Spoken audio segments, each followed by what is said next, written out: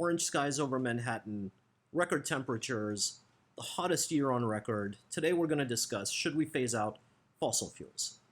Now, the Secretary General of the UN, Antonio Guterres, I hope I said that right, has called this week for a major effort to do just this, to phase out fossil fuels. And he's not mincing words. Let me read you what he says. He says, current policies spell catastrophe. And he says we need action which has to start with the polluted heart of the climate crisis, the fossil fuel industry. Okay, so, strong words, tough words. Now, when we talk about phasing out fossil fuels, it becomes immediately a very heated and divisive and politicized topic. We're not going to discuss it that way. We're going to discuss it factually and objectively, and you can make your own conclusions. I will help guide you to my conclusions, which I draw as an economist. Now, I think that to begin with, this is a much kind of more complicated but also simpler question in a way than it seems. What do I mean by that?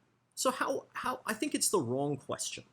As an economist, I don't inhabit the world of shoulds. I'm not so much interested in the world of moral goods, okay? So like, should we do this? Should we do that?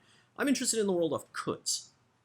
So the question becomes practical. Could we phase out fossil fuels? To answer that question, probably the simplest way to do it is to look at the sources of global fossil fuel emissions, okay? So I'm going to throw up a chart, and the chart, as you can very clearly, says that fossil fuels break down basically this way: about a quarter electricity, a quarter agriculture, a quarter industry, and the rest more or less transportation and construction. Now, that may not seem like a big deal, but it is a very big deal, because if we think about those categories, a very disturbing fact immediately begins to rear its ugly head at us, which is that in all of these categories, more or less, we don't know how to end our dependence on fossil fuels. Okay? So let me explain what I mean by that. Let's take agriculture, for example, a quarter of emissions. All right? We have no idea, none whatsoever, how to produce agriculture at a civilizational scale without fossil fuels. None. There are countries that are beginning to pioneer green agriculture, which is kind of a funny oxymoronic phrase if you think about it, right? Green agriculture. But they're beginning to pioneer. So the Netherlands is trying to emerge as a leader in this new field. But so far, what it's doing can maybe feed a city, a small country. It certainly cannot feed us at a civilizational scale of 8 billion people plus. So we have a big problem. The most basic thing that we depend on, one of the most basic things, food.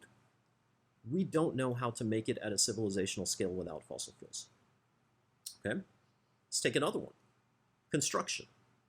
Major source, fossil fuel emissions. We don't know how to produce most of the inputs that go into it without fossil fuels.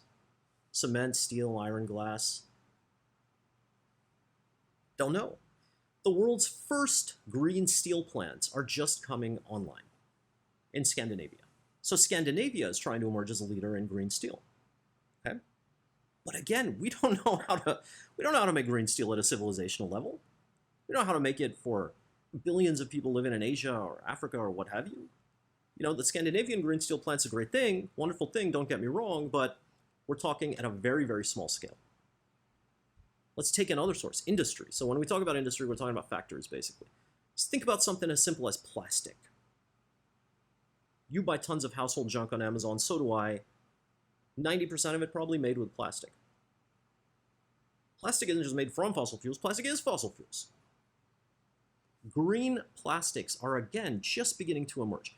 Finland is positioning itself as a leader in green plastics, okay?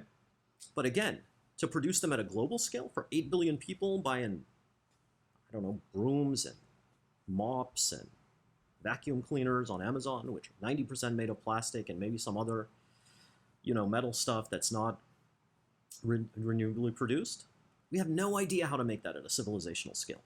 So whatever category we look at, even something like electricity, right? So wind and solar are touted as big answers to the problem of.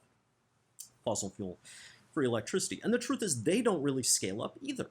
At a civilizational scale, they may produce electricity for a sunbelt or a windy region, or maybe, hydropower can work in a place that has a roaring river or something.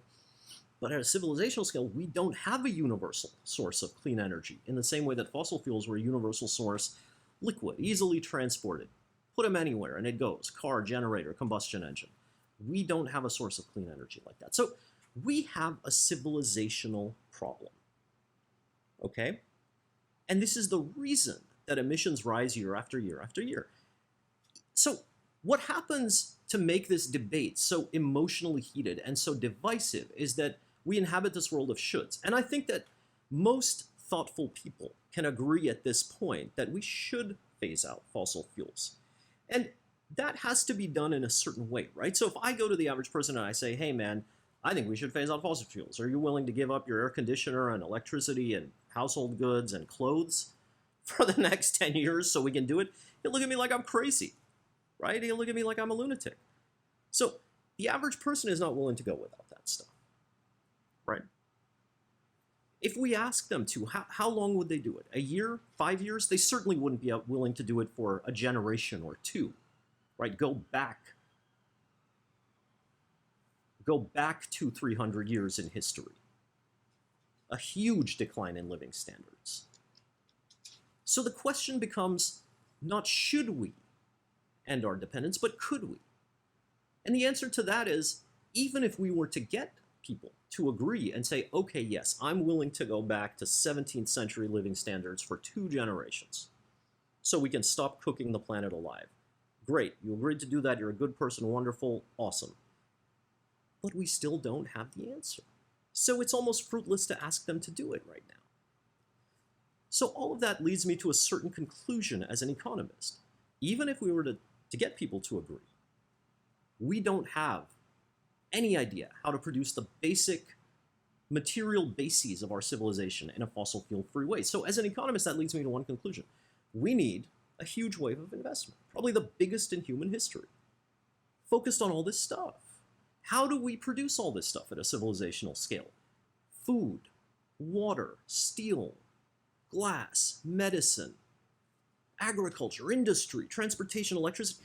We are not anywhere near solving that problem. We are making small, tiny, tiny bits of incremental progress, but they're not even happening fast enough for carbon emissions to come down. We need the biggest wave of investment in human history, and we need it right now. We need a dozen Manhattan projects, maybe even more, focused on all of these things. We need all of the young people in our societies who feel scared and desperate and anxious and sad because they're on the leading edge of super, super downward mobility. We need them to be the researchers and engineers of the future of this stuff. We need to be funding PhDs and throwing young people into these new fields and careers. Now, you're probably looking at me and saying, hey, I don't think that's going to happen anytime soon. And you're right, it probably won't happen anytime soon. And that also gives us a very clear window into the picture, a very clear window into the future. Our fossil fuel dependence is not really abating because we are not replacing it fast enough with substitutes. Okay, from industry to agriculture to transportation, building, all of those categories. We're not replacing it fast enough with substitutes.